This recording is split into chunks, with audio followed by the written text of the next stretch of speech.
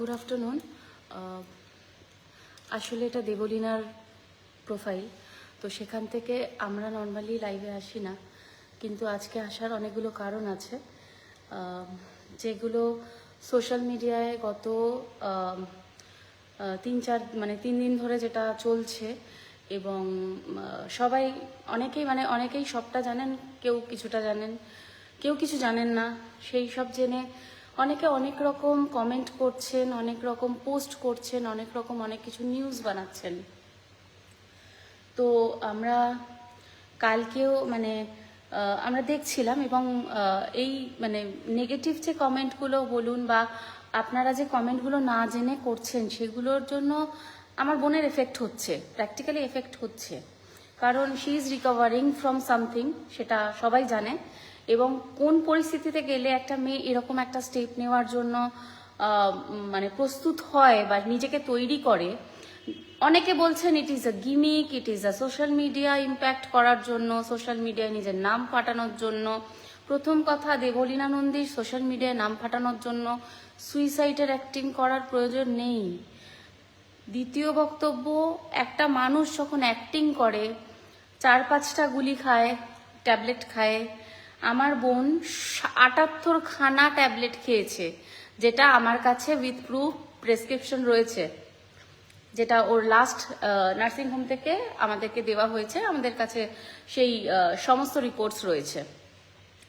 Third জিনিস, অনেকে বলছে দুতরফা জানা উচিত। হ্যাঁ, ডেফিনেটলি আপনারা দুতরফা জানতেই পারেন, কিন্তু আমরা যারা খুব কাছের মানুষ, আমরা যারা ওর ঘরের মানুষ, ওর বন্ধুরা যারা অনেকেই রয়েছে, অনেকের কাছে বহু ঘটনা, 1 বছর 1.5 বছরের ঘটনা কখনো 10 মিনিটে বা 5 মিনিটে বলা সম্ভব নয়। আমাদের কাছে উইথ প্রুফ অনেক কিছু রয়েছে, যেগুলো আমরা প্রমাণ করতে পারি যে আমার বোন নির্যাতিত ছিল কি না মানসিকভাবে। তো সেটা আমি প্রমাণ করতে পারবো আমার বোনের কোনো ভুল ছিল কি ছিল না।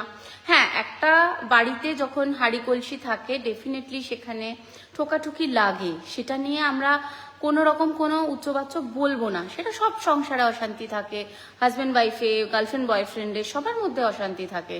কিন্তু তার মানে এই নয় যে আমার বোন ইন্টেনশনালি তার সাথে অশান্তি করছে বা ছেলেটা খুব টর্চার হচ্ছে, সেটা নয়। কিন্তু উপরন্তু উল্টোটা হয়েছে, এবং ওকে মানসিকভাবে প্রচুর স্ট্রেস দেওয়া হয়েছে।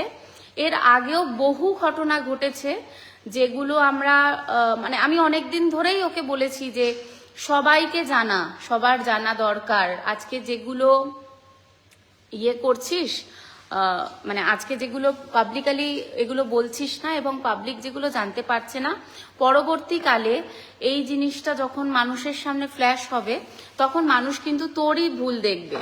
আমি ওটা অনেক দিন ওকে বলেছি যে তুই লোককে জানাতে শুরু কর, তুই লোককে জানা, তুই যেভাবে টর্চার্ড হচ্ছিস, যেভাবে তোর প্রবলেম হচ্ছে, যেই সমস্যাগুলো তোকে ফেস করতে হচ্ছে, আমরা রোজ দেখতে পাচ্ছি, সেই সমস্যাগুলোকে বল, মানুষকে বল। তো ও বলতো না, চুপ করে থাকতো। আমি বলতাম লাইভে এসে এত ভালো মানুষই দেখাস না, যেটা সত্যি সেটাকে তুলে ধর মানুষের সামনে। লোকে ভাবছে ওরা পজিটিভ, কিন্তু যখন ইন ফিউচার আমরা জানতাম প্রথম থেকেই এই সমস্যা একদিন অ্যারাইজ করবে, কারণ এর আগেও হয়েছে। এবং আমি তখনও বলেছি, 1 তারিখেও আমি বলেছি, তুই যেভাবে দেখাচ্ছিস, যেভাবে রিপ্রেজেন্ট করছিস, ওরা হিরো হয়ে যাচ্ছে, তুই ভিলেন হয়ে যাবি। এরপরে যখন তোর সাথে কোনো সমস্যা হবে, তুই ভিলেন হয়ে যাবি। তো ও সেটা শোনেনি, এবং 1 তারিখে তখন বললো, হ্যাঁ দিদি ভাই, এবার থেকে আমি সত্যিটাই দেখানোর চেষ্টা করব। এবং যখন ওর প্রচুর সমস্যা, ও আগে যেত, চন্দননগর যেত, প্রতি সপ্তাহে যেত, যখন ছুটি পেত যেত, প্রবাহর সাথে যেত, তখন ওখানে গিয়ে ওকে অনেক কিছু ফেস করতে হতো। এবং একটা সময় এরকম হয়েছিল, ওকে বাড়ি থেকে বের করে দেওয়া হয়েছিল, শ্বশুরমশাই বের করে দিয়েছিল। তো সেই সময়ও যখন ওকে নিয়ে এসেছি, তখনও মা তো সারাক্ষণ কেঁদেই চলেছে, কিছু বলতে বললেই মা কাঁদে, যার জন্য মা কাউকে ফেস করছে না। হ্যাঁ, মাকে নিয়ে সমস্যা আমি তো জানি না কেন মাকে নিয়ে সমস্যা, প্রথম থেকে যেখানে জানে মা, ইভেন সেদিনকে যখন এই ঘটনাটা ঘটে তার 10 মিনিট আগে পর্যন্ত প্রবাহর সাথেই ওর সমস্যা হয়, এবং তখন ও বলে যে প্রবাহকে বলেছিল যে ঠিক আছে আমি তোমার সাথে মানে তুমি আমার সাথে, মানে প্রবাহর বক্তব্য মাকে নিয়েই তুমি সব জায়গায় যাও, মা তো তোমার পেছন ছাড়বে না, আমি তোমার সাথে থেকে কি করব, এরকম একটা বক্তব্য ছিল। এবং বোন তখন ওকে একটা কথাই বলে যে ঠিক আছে আমি, মা পেছন ছাড়বে নাটা তো বড় কথা নয়, আমি যদি মানে মার সাথে মানে মাকে নিয়ে যাব না, ঠিক আছে তুমি আমার সাথে চলো প্রোগ্রামে, আমি যাচ্ছি। তখন প্রবাহ বলে না আমার পক্ষে, মানে প্রবাহ সেটা তো কোনো রিপ্লাই করে না, এবং তারপরেই যে ঘটনাটা ঘটেছে মানে সেটা ঘটেছে, এবং ও সেই স্টেপটা নিয়েছিল। তো এছাড়া তো বহু কারণ রয়েছে যেগুলো মানে মাও কিছু বলতে পারে। মা বলো, তোমাকে নিয়ে সমস্যা বলো। আমি জামাই চাইনি, আমি ছেলে চেয়েছিলাম। প্রথম যখন আমার ফ্যামিলিতেও আসে জামাই হয়ে, আমি বলেছিলাম তুমি আমার বড় ছেলে হয়ে এসো। আজকে থেকে জানবো আমার 4টে ছেলে মেয়ে, তোমরা 2 ভাই, আমার 5 ছেলে মেয়ে, তোমরা 2 ভাই, আর আমার 3 ছেলে মেয়ে। এই কথা বলেছিলাম, ভেবে আশাও করেছিলাম। প্রথম দিকে ঠিকই ছিল, আমি জানি না এত বড় ঝড় কীভাবে উঠলো আমি আশা করিনি। আমি সবসময় আমরা দুটো ফ্যামিলি কোথাও গেলে খুব মজা করতাম, যেতাম, বন্ধুর মতো মিশতাম, আমার ভালোই লাগতো। আসলে কাজের মাঝে থেকে থেকে না কোনো সময় কোনো কিছু এনজয় করতে পারিনি, খালি কাজেই থাকতাম। যখন আমরা দুটো ফ্যামিলি এক হয়েছি, একসঙ্গে সব জায়গায় যেতাম, খুব ভালো লাগতো আমার, খুব ভালো লাগতো। আমাদের বাড়িতে যেতাম, প্রচুর আনন্দ করতাম। কিন্তু সেই আনন্দের মধ্যে যে এত নিরানন্দ, আমাকে নিয়ে সবার মধ্যে এত কষ্ট, আমি জানতাম না যে আমার জন্য আমার মেয়ে এত কষ্ট পাবে। শেষমেশ উঠেই এলো যে মাকে ছাড়তে হবে, মাকে ছাড়তে হবে, এই কথা শুনেছি। কিন্তু আমি কখনো ভাবিনি যে আমাকে নিয়ে এত সমস্যা তৈরি হবে। আমি কখনোই চাইনি আমার মেয়ের সংসার ভাঙুক। আমি তো মনে করি কোনো সুস্থ মায়েরা কখনোই মেয়েদের সংসার, মেয়েরা তো ঘরে রেখে দেওয়ার কোনো বস্তু বা জিনিস না, তাদের সংসার করতে দিতেই হবে, পাঠাতেই হবে। চিরকাল তো আমরা মা বাবারা বেঁচে থাকবো না। আর আমার গতকাল আমার এখনও অবধি আমার মন মেজাজে একদম ঠিক নেই। জানি যে যারা মায়েরা আছো বিশেষ করে তারা বুঝতে পারবে, সন্তানের এরকম ঘটনা ঘটলে তাদের মায়েদের মনের অবস্থা কী থাকে। আমি জানি না কাকে কি আমি বলেছি না বলেছি, সেটা নিয়েও নাকি আমাকে অনেক কেউ কিছু বলছে। আমি আর কিছু বলতে চাইছি না। আমার খাওয়া নেই, ঘুম নেই। কেন কোনো মায়েদেরই খাওয়া ঘুম থাকে না। আমাদের ভাগ্য অনেক ভালো, আমরা দেখতে পেয়েছিলাম, তাই ওই মেয়েটি দেখতে পেয়েছিল গাড়ির ভিতরে, আমাদের বাউন্সার মেয়েটি প্রাণী বেঁচে গেছে, হয়তো বাস্তব না। আর এটা আমার মেয়ে নাটক করেনি, এটা অনেক কষ্টে মেয়েটা কাজটা করেছে। আর তোমরা মেয়েরা বা মায়েরা জানো যে মেয়েরা কতটা কষ্ট পেলে, দেওয়ালে পিঠ ঠেকলে এই পদ্ধতি নেয়। আর আমি এখনও বলছি, আমি সবসময় চাই আমার মেয়ে ভালো থাকুক বা ছেলে মেয়েরা ভালো থাকুক, সংসার করুক, আমি এখনও চাই। কখনো আমি ভিলেন হয়ে আমি কারোর সংসার ঢুকতে যাইনি। আমার মেয়ে জামাই যদি কোথায় ঘুরতে যায় আমি সেখানে যেতাম না, তো ওদের জায়গায় ওটা, আমি কাজের জায়গায় যেতাম। আমি সব জায়গায় কাজের জায়গায়, এটা বিয়ের আগেও মেয়ে বলেছিল যে আমার মা সব জায়গায় যাবে, আমরা দুটো ফ্যামিলি একসঙ্গে যাবো। কেন বিয়ের পরেও তো কাজে যেসব জায়গায় মানে প্রবাহ যেখানে বলতো যে আমরা যাব, আমি যাব, সেখানে তুমি যেতে না, সেটাও বলো যে আমি তো যেতাম না। আমি যেতাম না, আমি এমন কথা যে প্রভাব, আমি প্রত্যেক দিন যখনই শোয়ের কথা হতো আমি প্রভাব বাড়িতে আছে বলছে, যদি বলে হ্যাঁ আছে, মানে তাও যাক না, ও স্ট্যান্ড বাই আছে। তারপরে যদি কখনো বলতাম আছে বাড়িতে, তাহলে ওকে যেতে বল, ও নাকি বলতো মা বলেছে যেতে, এরকম নাকি বলতো। আমি জানি না সত্যি কি, জানি না। কোনো জায়গায় যেত, কোনো জায়গায় যেত না। তা আমার তো কোনোদিন খারাপ লাগেনি যে গেছে। ও যদি যেতে পারতো তাহলে হয়তো আমাকে যেতে হতো না। আর একটা ব্যাপার, আমি সব জায়গায় আমার মেয়ে ছোটোর থেকে কোনোদিনও একা কোথাও যায়নি, একা অভ্যস্ত না। আর সেই জায়গাটাই আমি, ওরা পারছে না, ও পারতো, আমার জামাই পারতো না যেতে, আমি সব জায়গাগুলো যেতাম। অনেক রকম সমস্যা হয় একটা মেয়ে, আমাদের দেশে মেয়েদের তো কোনো নিরাপত্তা নেই, সকলেই জানে। কত রাত বেরাতে বেরোতে হয়, ঢুকতে হয়, কত জায়গায় গাড়ির কত প্রবলেম হয়েছে, আমি একা নেমেছি। আমি এমনও গেছে, আমি চন্দননগর থেকে ফেরার সময় রাত 12টা বাজে, দেরি করে আসতাম ওদের ওখানে, বলছে খাওয়া দাওয়া করে যেত, আসতাম। তখন দেখি রাত 12টার সময় চাকা হঠাৎ পাংচার হয়ে গেল। প্রত্যেকটা পাম্পে গিয়ে এরকম হাত জোড় করে বলেছে আমার মেয়ে গাড়ি পাংচার হয়েছে, একটু হাওয়া দিয়ে দেবে। এরকম প্রত্যেকটা পাম্পে দাঁড়িয়ে দাঁড়িয়ে হাওয়া দিয়ে আমি তারপরে রুবি অবধি আসি, ওখানে সে গাড়ি ঠিক করি। রাত 4টের সময় আমি মেয়েকে নিয়ে বাড়িতে ফিরি। রাস্তায় ডানকুনিতে জ্যামে দাঁড়িয়েছে, 2:30, 3টে, 4টে অবধি দাঁড়িয়ে আছি, জ্যাম তো জ্যাম। ভোরবেলায় মেয়েকে নিয়ে ফিরেছি। একটা মেয়ে কখনো সম্ভব হয় একটা গাড়ি নিয়ে মেয়ে গাড়ির মধ্যে বসে থাকবে? রাস্তায় দুনিয়া আর লরি থাকে। সবাই তোমরা বা আপনারা সবাই জানেন যে আমাদের দেশে মেয়েদের কোনো নিরাপত্তা নেই। আমি মেয়ের গাইড হিসেবে থাকি, মা হিসেবে থাকি আমি। তারপরে আমাকে নিয়ে আমার এত সমস্যা কেন? আর কোনোদিনও আমি জানি না যে আমাকে নিয়ে এত মন্তব্য, মা এত কষ্ট কেন ওদের হয়েছে যে মা পেছন ছাড়ে না। আমি তো মা হিসেবে কাজের জায়গায় মেয়েকে গাইড করার জন্য যেতাম, সেটা সারা দুনিয়া জানে। মা সারা জীবন সঙ্গে ছিল। আমি এখনো বলছি, আমি যদি কালকে কিছু ভুলভাল বলে থাকি, আমার এখনো পর্যন্ত আমার মাথার ঠিক নেই যে আমি খালি ভাসছি আমার মেয়ের কি হয়ে যেতে পারতো, কি হতো। আজকে কিছু হলে আমি মেয়ে 3 দিন হয়ে যেত, মেয়েকে কোনোদিন আমি ফিরে পেতাম না। আর সকলকেই বলবো তোমরা সবাই মেয়ের জন্য শুভ কামনা করো, আমার মেয়ে যেন তাড়াতাড়ি সুস্থ হয়ে যায়, এটাই বলবো, আর কিছু বলেনি। সব থেকে বড় কথা, বোন এখনো পর্যন্ত ট্রমাটাইজড, এবং ও একটা কথাই বলে যাচ্ছে, প্রবাহ এখনো একটা ফোন করলো না, একবারও এলো না তো দূরের কথা, মেসেজ পর্যন্ত করলো না। তো ওর দিকে তো তাকাতে পাচ্ছি না, ভীষণভাবে কান্নাকাটি করছে, যখনই পাচ্ছে ভীষণ উইক হয়ে যাচ্ছে, কান্নাকাটি করছে। আরো মানে বহু জিনিস আমি মানে সোশ্যাল মিডিয়াতে দেখছি যেটা চলছে ওকে নিয়ে। কালকে শায়ক এসেছিল, শায়ক একটি লাইভ করে এখানে বসে, আমরাও তখন ছিলাম, এবং ও ওখানেই বলে যে আমি প্রবাহকে মেসেজ করিনি প্রথমে, কারণ আমি জানতাম মানে প্রবাহ রিপ্লাই করবে না। কিন্তু এই কথাটাকে এমনভাবে মানে প্রমাণ করা হচ্ছে প্রবাহকে মেসেজ করেনি, তো ও কি প্লেন না উড়িয়ে ও মেসেজে রিপ্লাই করবে? ও কি কাজ করবে না মেসেজে রিপ্লাই করবে? আরে ভাই, ও বাড়িতে ছিল, ও লাস্ট 3 দিন ধরে বাড়িতে বসে খাচ্ছে, আমাদের কাছে সব প্রমাণ রয়েছে, জোম্যাটো অর্ডার করছে, খাচ্ছে, কিন্তু সে একবারের জন্য ফোন করছে না, মেসেজ করছে না। তারপরে প্রবাহকে এর আগেও যখন ও বিপদে পড়েছে পেয়েছি, এবার সমস্যা হচ্ছে প্রবাহকে এর আগেও যখন ওর প্রবলেমের জন্য বলেছে রাস্তাঘাটে যে টায়ার পাঞ্চার হয়ে গেছে, বেবি দেখো না এরকম রাস্তায় অমুক জায়গায় আমি আছি, টায়ার পাঞ্চার হয়ে গেছে, প্রবাহ ফোন ধরে একটা কথা বলেছে, বেবি আই এম স্লিপিং, দেখো কি করবে করে নাও। তাহলে তাকে সেই মানুষটা যখন কোনো প্রবলেমে পাশে দাঁড়ায় না, ও যখন বলে আমার শরীর খারাপ, আমার ডাক্তার দেখানোর দরকার, তখন ওর টাইম হয় না, সেই মানুষটা থাকে না অর্ধেক সময় ওর পাশে, তা তাকে কি মেসেজ করবে? সে বুঝতে পারছে যে আমার সময় আসন্ন, তো ডেফিনেটলি তখন তার বেস্ট ফ্রেন্ডকে, শায়ককে তার মনে পড়েছে, এবং শায়ককে সে হয়তো অন্য কারণেই মেসেজ করেছিল। হ্যাঁ, তো সেটাকেও একটা ভুল ভাবে নেওয়া হচ্ছে।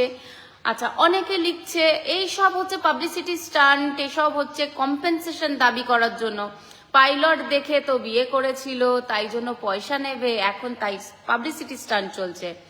ভাই, প্রবাহ নন্দীর ইনারওয়্যারটাও আমার বোন কিনে দেয় পয়সা দিয়ে। হ্যাঁ, তোর ইনারওয়্যারটাও যেটা পরে না, বেবি আমার লাগবে, আমার বোন কিনে এনে দেয়, তবে সে পরে। ওর বাড়ির যাবতীয় খরচা না আমার বোন চালায়, ও যা স্যালারি পায় তার থেকে ডবল খরচা ওর পেছনে আমার বোন করে প্রতি মাসে। তো প্রবাহ নন্দীর পয়সার আমার বোনের দরকার নেই, কোনো কম্পেনসেশনের জন্য, কোনো পাবলিসিটি স্টান্টের জন্য, কোনো কিছু পার্সোনালের জন্য আমার বোন লাইভ করছে না, বা আমার বোন কিছু বলছে না।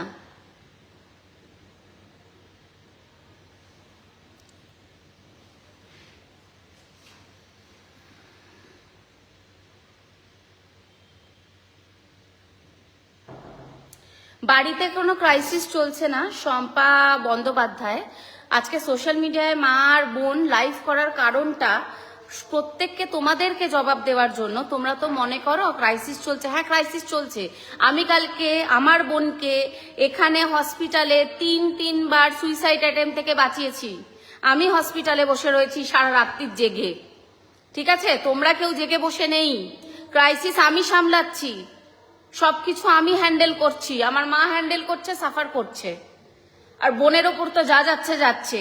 এগুলোকে যদি লেকচার মনে হয়, এগুলোর জন্য যদি মনে হয় আমরা পাবলিসিটি স্টান্ট করছি, হ্যাঁ, তো তাহলে তোমাদের মানে কিছু বলার নেই। তোমাদের মেয়ে হওয়ার তোমরা যোগ্য নয়। একটা মেয়ের পাশে যারা দুঃসময় দাঁড়াতে পারে না, আর যারা এরকম বড় বড় কথা বলে, পাবলিসিটি স্টান্ট, যারা বলছেন কম্পেনসেশন। প্রবাহ নন্দীর ইনার ওয়্যারটাও আমার বড় মানে আমার বোন কিনে দেয় বলে পরে ভিকিরির মতন তো চাইতে থাকে সবকিছু। আমার বোন দেয়, সে কম্পেনসেশন নেবে। ওর কম্পেনসেশনের প্রয়োজন নেই, দেবলীনা নন্দীর কম্পেনসেশনের দরকার পড়ে না। ও যে বেঁচে ফিরে এসেছে এটাই আমাদের কাছে অনেক। যারা বলেন আমরা জানি। এরপরেও আমি আমার বোনকে আজকে সকালেও জিজ্ঞাসা করেছি, বলেছি, এবং ও এখনো বলেছে আমি প্রবাহকে খুব ভালোবাসি। ও যদি এখনো আসে, ও যদি এখনো বলে ভুল হয়ে গেছে, কেমন আছো, আমি তোমায় খুব ভালোবাসি, ও চলে যাবে। আমরাও জানি ও চলে যাবে, যার জন্য আমরা ওর এগেনস্টে কোনো রকম কোনো স্টেপও নিইনি, কিচ্ছু করিনি। যারা বলছেন তাদের ঘরে যদি এই ঘটনাটা ঘটতো, তারা এরকম লেকচার বেরোতো তাদের মুখ দিয়ে। আজকে যারা এই কথাগুলো তোমরা বলছো, তারা আগে সাইডটা দেখে নাও। দুদিক দেখবে, দুদিক দেখো, আমাদের কোনো যায় আসে না। আমরা ওরকম ডাবল ফেসেস হয়ে থাকি না। আমরা যেটা সামনে সেটা বলি। আমাকে যারা পার্সোনালি চেনো তারা প্রত্যেকে জানো। আমার পার্সোনাল বন্ধু বান্ধবরা সবাই জানতো যে আমার বোনের সাথে কি হচ্ছে। তাও তারা অনেকদিন বলেছে এটা প্রোটেস্ট করো, এটা বলছো না কেন। এবং আমার বোন বহু দিন ধরে মানে আমি ওকে বুঝিয়েছি, বিয়ের আগে থেকে ওকে বোঝানো হচ্ছে এই ফ্যামিলিটা ঠিক নয়, ভালো নয়, করিস না, ভেবে নে, দেখে নে বাবা, এটা কিন্তু ঠিক হচ্ছে না। আমি ওকে অনেক দিন বলেছি, ইভেন 1 জানুয়ারিতেও বলেছি, বাবা এবার একটু বুঝে চল, এবার একটু বুঝে কর। এর আগেও অনেকবার অনেক কিছু ঘটেছে, যেগুলো সবকিছু হয়তো সোশ্যাল মিডিয়াতে বলা সম্ভব নয় বা সবাইকে বলা সম্ভব নয়। কিছু নিজেদের পার্সোনাল জিনিস থাকে, আমরা চেপে থাকি। সব থেকে বড় কথা, আমরা একটা মিডল ক্লাস ফ্যামিলি, আমাদের মেন্টালিটি মিডল ক্লাস। আমরা মিডল ক্লাস ফ্যামিলির মানে মেয়ে, মা, আমি সবাই আমরা চাই যে ও সংসার করুক, এবং আমরা এখনো চাইছি যাতে সবকিছু ঠিক হয়ে যায়। বাট সেটা নিয়ে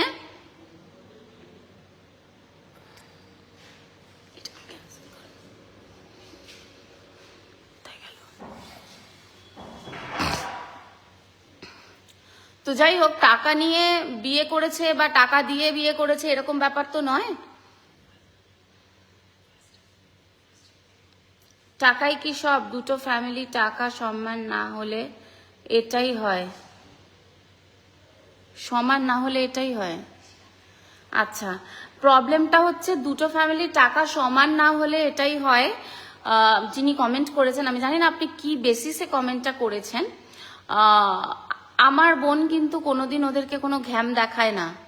ওদের যেটা আছে, ওদের 1% থাকলে ওরা 100%-এর ঘ্যাম দেখায়। হ্যাঁ, এবং আমি এতদিন ধরে দেখছি প্রবাহ নন্দী এবং তার ফ্যামিলিকে, তার মা বাবা, তারা প্রত্যেকে, আচ্ছা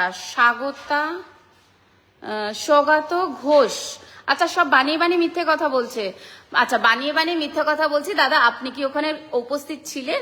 আপনি কি একটা বছর ধরে দেখেছেন যে প্রবাহ নন্দী কি কি করেছে?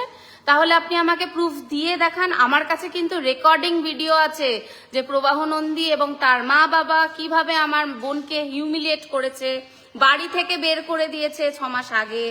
আমি গিয়ে তাকে নিয়ে এসেছি, এবং তখনও ওকে বার করে বলেছিলাম ফিরে যাস না, ফিরে যাস না, ফিরে যাস না, এরপরে গেলে তুই মরে যাবি।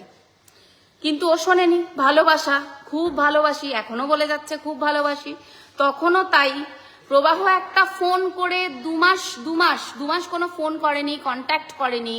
আমার বোন পাগলের মতন ওকে মেসেজ করতো, কি করছো, কোথায় আছো, খেয়েছো কিনা, এটা ওটা সেটা। তারপরে বিয়ের সময়, তার মানে পুজোর সময় তাকে ওর বন্ধুরা বেরোচ্ছিল বলে আমার বোনকে ডেকেছে, এবং আমার বোন যথারীতি মানে কি বলবো, মানে আমার বোন যথারীতি কুকুরের মতন দৌড়ে গেছে।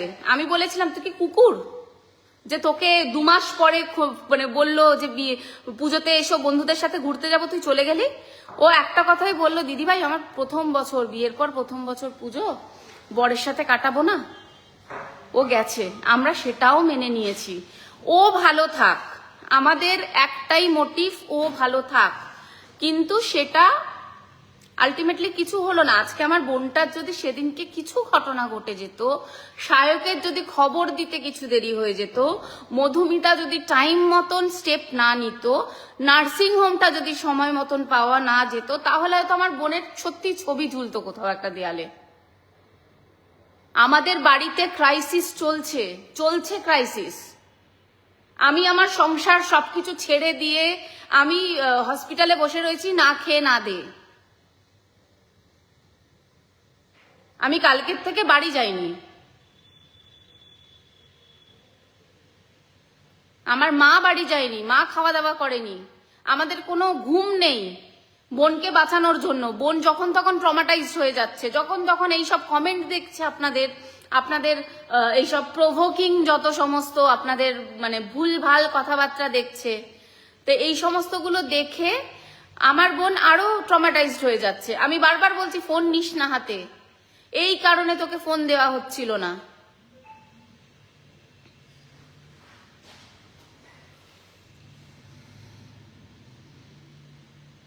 আমি অবাক হয়ে যাচ্ছি যে একটা মেয়ে, আজকে যদি আমি প্র্যাকটিক্যালি কথা বলছি, আজকে যদি আমার বোনটা মরে যেত, তখনই তো যারা আপনারা কমেন্টগুলো করছেন কম্পেনসেশনের জন্য আমার বোন করেছে, পাইলট দেখে বিয়ে করেছিল বলে এখন স্টান্ট করছে, পাবলিসিটি স্টান্ট করছে, তারাই তো হাতে মোমবাতি নিয়ে মিছিলে বেরোতেন জাস্টিস ফর দেবলি না।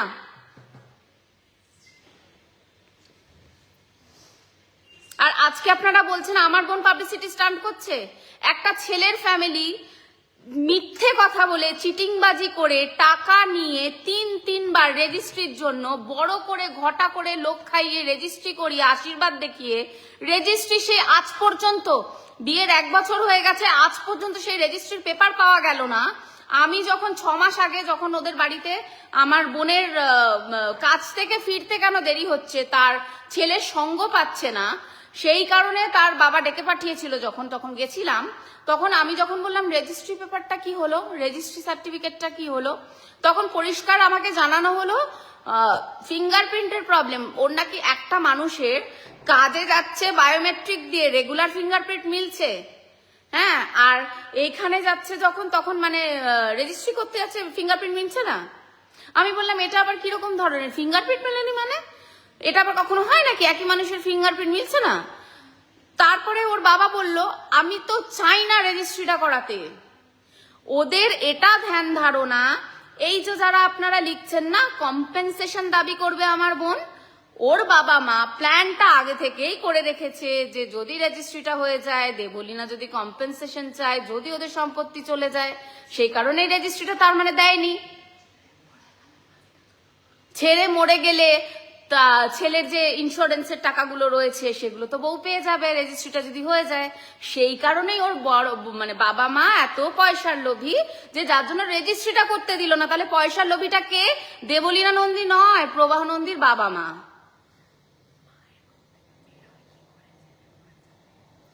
মায়ের মুখ থেকে বলছে ছেলে মরে গেলে টাকাটা কে পাবে, তুমি পেলে তো লাভ নেই, এরকম ধরনের কথাবার্তা বেরোয়। ওর মা এই ধরনের কথাবার্তা বলে। একটা মা কি করে তার ছেলে মেয়ের মৃত্যু কামনা করে, আমি প্রবাহ নন্দীর মাকে দেখে শিখলাম যে ওই মিষ্টি মুখের পেছনে কি সুন্দর মহিলাটি থাকেন।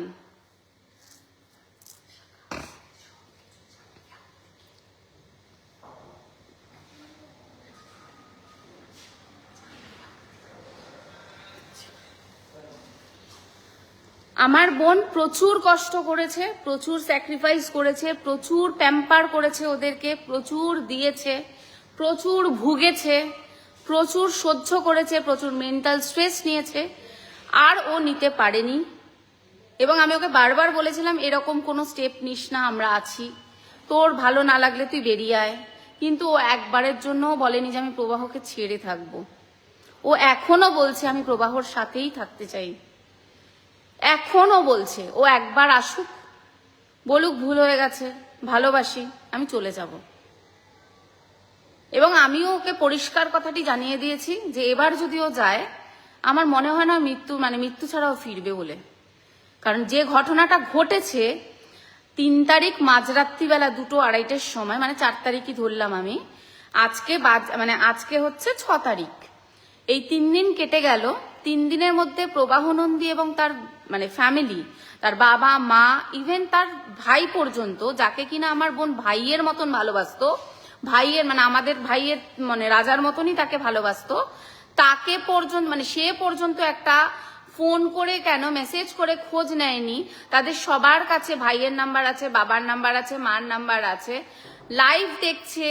মানে বোন লাস্ট যে লাইভটা করেছে, যেই লাইভটা নিয়ে ধুমধুমার কাণ্ড হলো এবং তারপরে মিডিয়াতে ছেয়ে গেল, এত কিছু হলো, তারপরেও তাদের টনক নড়লো না। তারা বাড়িতে বসে জোম্যাটো অর্ডার করতে পারছে, বাট তারা মানে ওই যে কয়েকজন কমেন্ট করেছে আমি দেখেছি, পাইলট তো ওর কি কাজবাজ নেই, সারাক্ষণ কি বসে বসে মেসেজ করবে না বউকে তোয়াজ করবে?